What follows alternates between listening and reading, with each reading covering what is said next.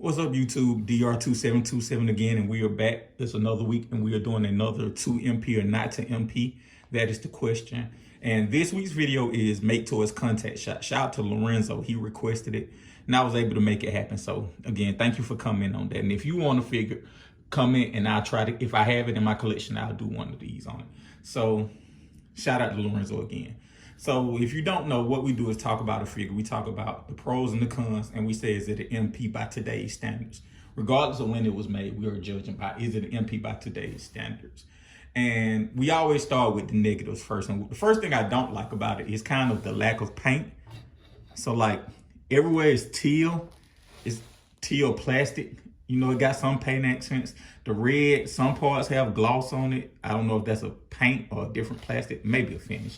So most parts don't have it. So it kind of comes across less than it should just because of the lack of paint. The second thing I don't like about it, which is more functional than aesthetic, is the toe, the feet. The feet, basically the ankle rocker is limited, and you have a toe tilt up and a toe tilt down, but it's kind of flimsy because this is kind of for transformation. So like, and it doesn't really plug in, but like the main thing is you don't really get a rocker.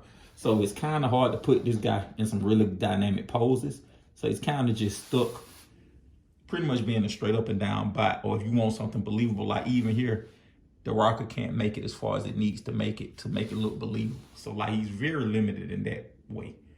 And another thing that's I don't like, and this is more of a nitpick, well no, this is actually functional too, is the build quality is good. It's built really well, and it has hardware, but it's like it doesn't have the hardware in the right places. So like it has ratchets, you know, you head forward, in and out. But when you go up here at the shoulder, everything is kind of tension, and it feels loose. It's not loose, but it feels loose. It's kind of hard to explain. If you have this figure, I know you know. It's basically let me pick him back up. It is tension. It's tension correctly, but it's still on the loose side. But for them to have a thigh swivel that's ratcheted, they could have had a bicep swivel that's ratcheted and, you know, a ratcheted shoulder hinge. That kind of comes across as less than. To me, that's something I don't like. And that's pretty much it. Like, primarily the main thing that bothers me is the lack of paint and the lack of foot articulation. The things I do like about it are kind of the sculpt. I think that the size and the sculpt is dead on the money. This is point blank in both modes. So like the transformation is good. That's something I like. But like in both modes, this is point blank. And I like the scale. Like he scales, he's probably the size of Rodimus Prime. If you have Rodimus, I should have brought him down, but whatever. If you have Rodimus, then he pretty much is face to face with Rodimus. He scales really well, and I like that. And I also like the fact that MakeToys gave you multiple head options, so you can show them in the Japanese version or the American version.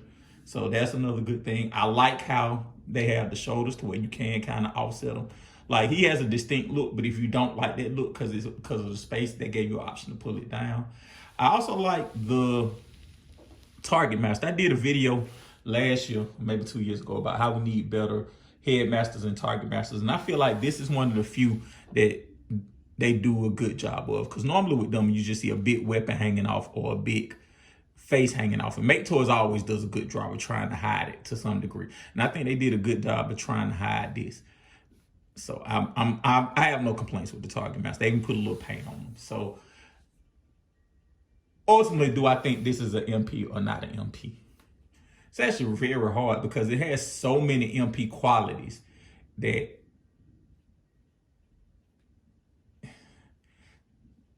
I'm going to say it's an MP. And I'm going to say a lot of it being an MP is basically kind of the scale, the build quality, and the sculpt. Like if you put it next to other really well painted figures, it's not going to stand up as well, but it will stand against them because it is such a imposing figure. It does have presence, if nothing else, because of size and because point blank with those big shoulder pads kind of lends itself to a unique look and to, you know, having presence. And I also think using this particular sculpt, the one with the single horn, gives him a unique look that others don't have. So I do think he's a masterpiece. I think that Could another company come back and do a better job? Of course they could, but the only ways that they could do a better job primarily to me is with the ankle rocker and with more paint. But I do think that this is an MP, and let's put it like this: if you look at something being an MP as a Hall of Famer, this isn't the first ballot Hall of Famer. This is a second or third ballot Hall of Famer, but he eventually gets in, and it's the same way with the MP. He may not be a first ballot or first, as soon as you see him, he's an MP. But once you play with him, once you transform him, once you kind of get to the details of him, you will come around and say he's an MP. He may be the low end of that MP threshold, but he is an MP. So thank you guys for watching. Let me know which one you would like to see next. And if I have it, I'll do it.